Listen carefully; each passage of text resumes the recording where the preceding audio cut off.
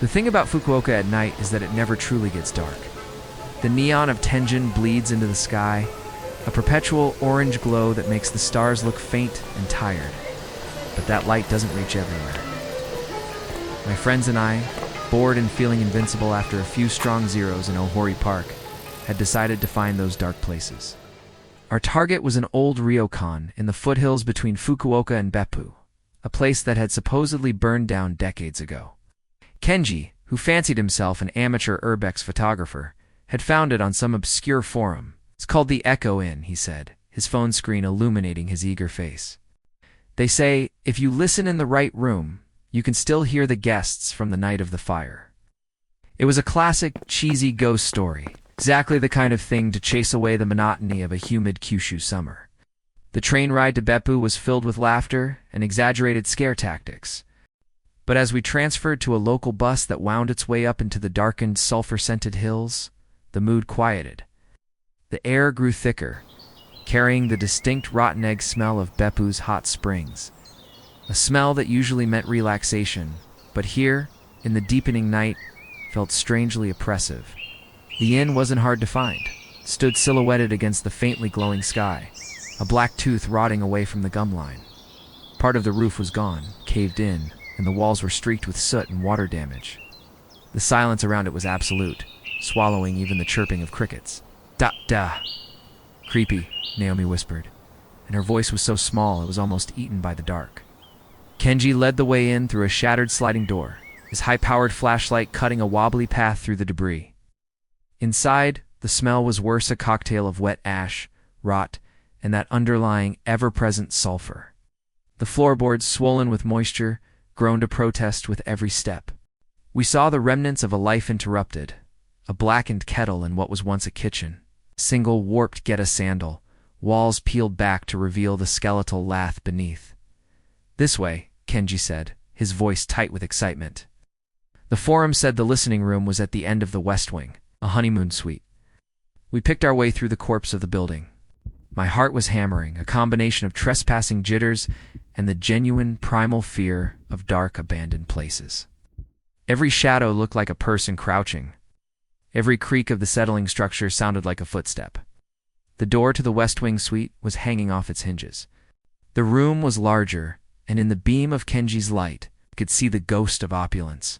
A torn, moldering tatami mat, the skeletal frame of a futon, shattered mirror above a soot-stained vanity. Okay, quiet, Kenji hissed. The post said you have to be completely silent and you have to listen. Near the far wall. We stood there, three idiots in the dark, holding our breath. The only sound was the frantic thumping of my own heart in my ears. For a moment, there was nothing, just the heavy, decaying silence. I felt a wave of relief. It was just a story. We'd risked getting arrested or falling through a floor for. Then I heard it. It was faint, like a radio playing in another room through several walls. A man's voice, low and garbled, followed by a soft feminine laugh. I snapped my head to look at Kenji and Naomi. Their eyes were wide, reflecting the flashlight beam. They heard it too. The laughter came again, a little clearer this time. It was light, happy, utterly at odds with our surroundings. Then a clink, like a glass being set down. My blood went cold. This wasn't a recording. It was too three-dimensional and present. It felt like we were standing just outside a moment in time, eavesdropping on a tragedy we knew was coming. The man's voice murmured something. The woman giggled again. I could almost smell a phantom scent of perfume and sake over the reek of fire and decay. I wanted to run. My legs felt like lead. This was wrong. This was so profoundly wrong. And then the sounds changed. The man's voice rose in a question, sharp and alarmed. The woman's laugh cut off. A new sound began, a faint crackling. Not the slow burn of old wood, but the hungry, rapid snap of fresh flames catching silk and tatami. A gasp. A choked cry that was abruptly silenced by a sound I can only describe as a wet, heavy thud. Then the screaming started. It wasn't a movie scream. It was raw, guttural, a sound of pure, unimaginable terror and agony that seemed to come from everywhere at once. It was the sound of someone burning alive. We didn't wait. We ran. Crashed through the ruined inn, not caring about the noise, scrambling over fallen beams and out into the cool night air. We didn't stop until we were 100 meters down the road, bent over, gasping and vomiting onto the asphalt. We didn't speak on the way home. We just sat on the last train back to Fukuoka, shivering in the air-conditioned carriage, avoiding each other's eyes. It's been a week. Naomi won't answer my texts. Kenji says he deleted the photos from his camera. He says the light was all wrong in them anyway. I'm trying to forget it. I'm trying to tell myself it was the wind, or a trick of the pipes, or a shared hallucination brought on by suggestion and fear. But last night I woke up sweating. Now my apartment was silent. And as I lay there in the dark, trying to slow my breathing, I heard it again. So faint it was almost subliminal. The faint, hungry crackle of fire, this time underneath it, the sweet, cloying scent of perfume and sulfur. Next video. The mist in Sagada doesn't feel like weather. It feels like a presence. It clings to the pine-covered mountains long after the sun is gone, a cold, damp shroud that muffles sound and swallows light. I'd been in Banu for days, my legs aching from the relentless climb of the rice terraces, and had taken the jeepney to Sagada for a quieter, cooler change of pace. I'd gotten more than I'd bargained for. My pension was full, a common occurrence during the off-season, and the owner had apologetically directed me to a smaller, older guest house on the outskirts of town. The directions were vague. Past the Episcopal Church, left at the big pine with the ribbon, then just follow the path down. In the deepening twilight, every pine tree looked like it had a ribbon. The path did go down, steeply, into a gully where the mist pooled so thickly I could barely see 3 feet ahead. My phone's flashlight was a useless, blurry cone in the oppressive white. The sounds of the town, the occasional motorbike, a distant laugh, vanished, replaced by the drip of water from the pine needles and my own nervous breathing. That's when I saw the shape, a darker mass in the shifting gray. As I drew closer, it resolved into a 2-story concrete structure, its windows gaping black holes. It was a shell of a building, abandoned mid-construction, its rebar rusting and twisting from the roof like exposed bones. This had to be it. It felt less like a guest house and more like a tomb. "Hello?" I called out, my voice absorbed by the fog. No answer. I pushed the creaking iron gate, its protest unnaturally loud in the silence. The front door was already ajar. The interior was a cave of shadows, smelling of wet cement, decay, and something else. Something sweet and cloying, like rotting frangipani flowers. "Anybody here?" My voice trembled. This was a mistake. Should turn back, brave the mist, and find a room in town, even if I had to sleep on a bench. I swung my light around the main room. It was empty, save for a pile of sacks in one corner, and a single wooden chair sitting perfectly upright in the center of the space. On the chair was a small clay pot. Driven by a curiosity that overrode my fear, I approached it. The pot was cool to the touch, ancient-looking, etched with geometric patterns I didn't recognize. I lifted the lid. Inside was a fine, reddish powder. Yulung, maybe? Ground beetle nut? I dipped my fingertips in, the powder feeling strangely dry and silky. A sudden, violent shiver racked my body. The air temperature seemed to drop 10 degrees in an instant, and then I heard it. Whisper. It came from the staircase leading to the second floor, breathy, sibilant sound. No words I could understand. Just a faint exhalation of air. My heart leapt into my throat. I wasn't alone. "Someone there?" I demanded, trying to sound brave. The whisper came again, slightly louder this time. A susurrus that seemed to coil down the staircase like a snake. It didn't sound human. It sounded multiplicative. It's like several people whispering at once, just out of sync. "Get out now." I turned to leave, my legs like jelly, and my flashlight beam swept across the far wall. I froze. There were handprints on the wall. Dozens of them. Small, child-sized handprints stamped in the same reddish powder that was in the pot. They weren't there a moment ago. I was sure of it. The whispering intensified, curling around me, coming from the stairs, the ceiling, the corners of the room. It was a chorus of hushed, urgent secrets. I backed away towards the door, my eyes fixed on the staircase, expecting to see some terrible shape descend. Nothing came, but the whispering was now inside my head. I could feel it, a physical pressure against my eardrums, a cold buzz in my teeth. I stumbled out into the mist, gasping for air that felt no cleaner outside. I ran, tripping on the rocky path, scrambling back up the hill towards the lights of the town, the whispers clinging to me like cobwebs. I found another place to stay, a crowded dormitory where the sound of other backpackers breathing was a comfort. I told myself it was the wind. A prank, a hallucination from exhaustion. I took a shower, scrubbing at my hands until the skin was raw, trying to remove the last traces of the red powder from under my fingernails. The next morning, in the bright, clear light of the Sagada sun, the terror of the night before felt distant and silly. I was packing my bag to catch a jeepney back to Banu, when I decided to empty my pockets from the day before. My wallet, a few receipts, some loose pesos. And then my fingers closed around something small and cool. I pulled it out and stared, my blood turning to ice. It was the little clay pot.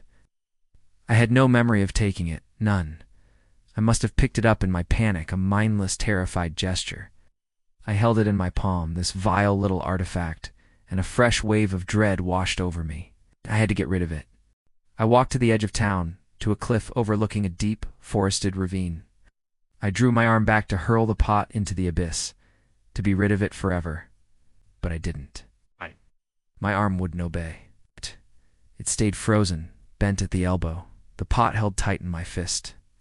A thought, clear and cold, and not entirely my own, inserted itself into my mind. It's not yours to throw away.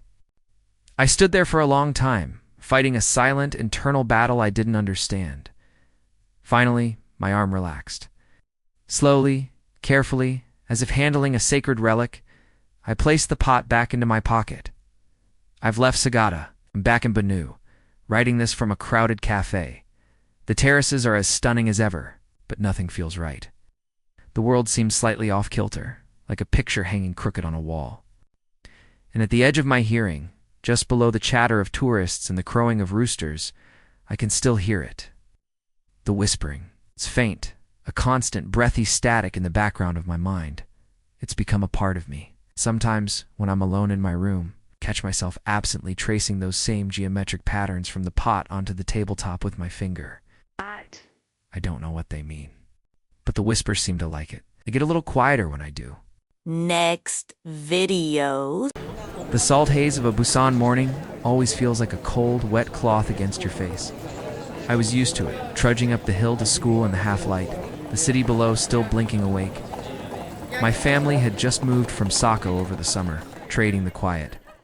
Fishing town coves for the relentless energy of the port city. I missed the smell of pine and the clear, sharp air of the East Coast. Here everything smelled of diesel and the sea. This particular Tuesday, I was early. The streetlights were still on, casting long, wavering shadows. To kill time, I cut through the school's side gate, which led past the old concrete bleachers, overlooking the sports field. A low fog had settled, pooling in the dips of the track, making the world feel small and silent. That's when I saw the sand. It was just a little at first, a pale, gritty streak across the asphalt path, then another, and another. They formed a trail, like someone with sandy shoes had wandered through. It was odd. Our school was all concrete and manicured shrubs. The nearest beach was miles away. A faint, rhythmic sound made me look up. Scrape, pause. Scrape, pause. Behind the bleachers.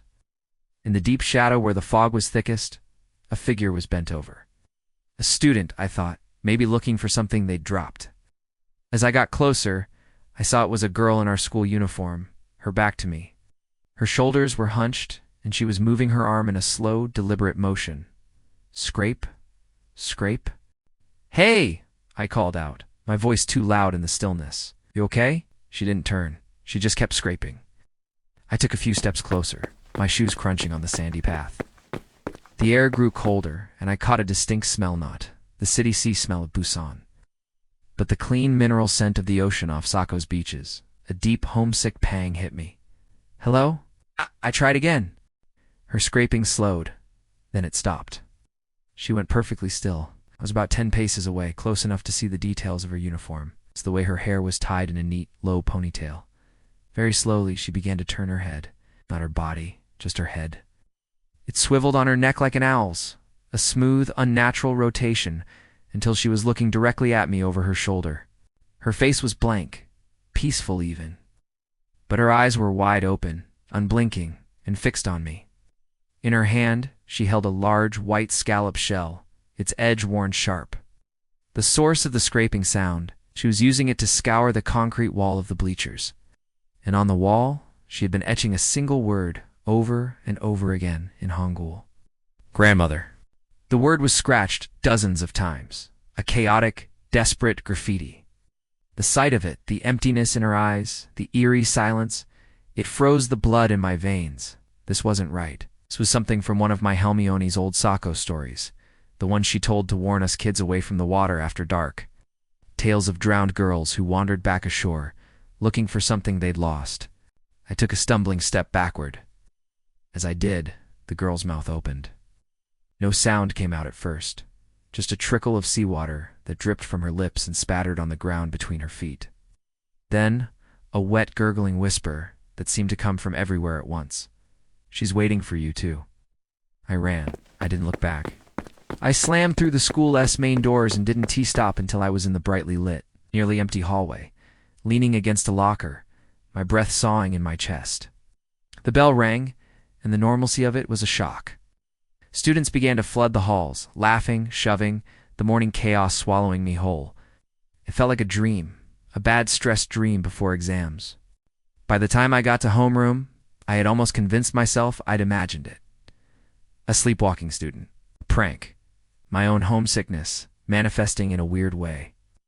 I slid into my desk, my heart rate finally settling. My friend Jimin slid into the seat next to me. "You look terrible," she whispered. "Did you see the new girl?" "What new girl?" I mumbled, pulling out my textbook. "The transfer student. From Sako. She just arrived." "We found her this morning," Jimin said, her voice dropping to a morbid hush. "Down by the bleachers. She must have come to look around early. They said she had some kind of seizure. She's in the hospital." A coldness that had nothing to do with the morning chill seeped back into my bones. "Is she okay?" I asked, my voice barely a whisper. Jimin shrugged. "I don't know. They said she was just staring, and she wouldn't let go of this weird seashell she was clutching." At that moment, our homeroom teacher, Mr. Park, walked in. His face was grim. He cleared his throat. "Class, settle down. Before we begin, I have a sad announcement. We've received news that a student's grandmother, who was very ill, passed away early this morning. The family is in our thoughts." He adjusted his glasses and looked at his notes. The grandmother lived in Sako. Perfect, terrible silence filled the room. But all I could hear was the wet, gurgling whisper, and all I could see was the word etched over and over on the wall. And I knew, with a certainty that made me feel sick, that the girl hadn't been etching a plea for her grandmother. She'd been etching a warning for mine.